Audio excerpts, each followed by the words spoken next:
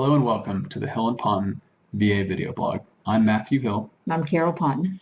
Today we want to talk to you about cancer, specifically prostate cancer. We represent a lot of Vietnam veterans. A lot. And the VA has conceded that one of the diseases that exposure to Agent Orange causes is prostate cancer. Well, a lot of times when we see a case, it's when the veteran has been reduced by the VA. They had a 100% rating for prostate cancer, and then the VA came in and said, you no longer have prostate cancer, and therefore we're going to reduce you. Or you're no longer receiving treatment for prostate cancer. And so we have veterans come to us and say, well, we want our rating back, or I want my rating back. And, how do I get it back? Just in general, when the VA is rating cancer cases, it's an all or nothing deal. Either you have an active disease process or you don't. If you have an active disease process, you're 100%. If you don't, you're 0 for the cancer itself. What the VA is supposed to look to, if you don't have an active disease process, is the residuals of your prostate. And the residuals of prostate can be a touchy thing because they typically revolve around urinary frequency. Incontinence. And a lot of our veterans are missing out on significant benefits because they're embarrassed about this. They don't want to talk about it.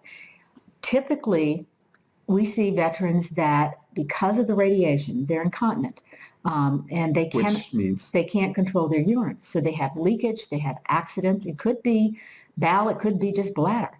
And you need to realize this is where you get your rating back. And it's a significant rating, but you have to be honest with the VA and with yourself. If this is going on, I have veterans who just don't leave the bathroom. They don't go anywhere. They stay right by the bathroom.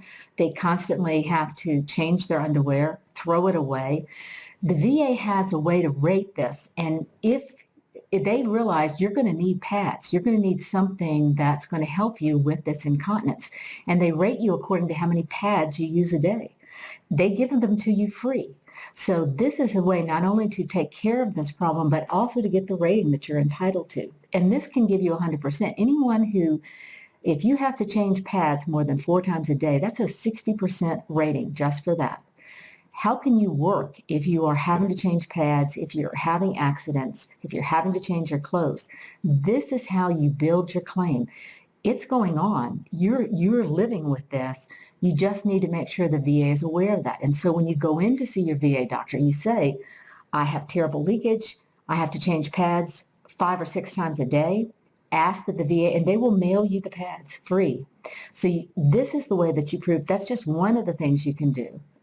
Yeah, and you need to be honest with the VA and tell them, as far as getting back to the 100% though, that is not going to happen overnight. You have to build the case. You have to get the rating first. And then as Carol said, a lot of the clients we have, there's no way they could work because they have to be close to the bathroom. They're constantly having accidents. And frankly, they're constantly thinking about that. They're not able to focus on their work. It's depression. And you should file a claim for depression. I mean, this changes people drastically. I'm not telling you anything if you have this. A lot of times there's erectile dysfunction. There's inability to have sex.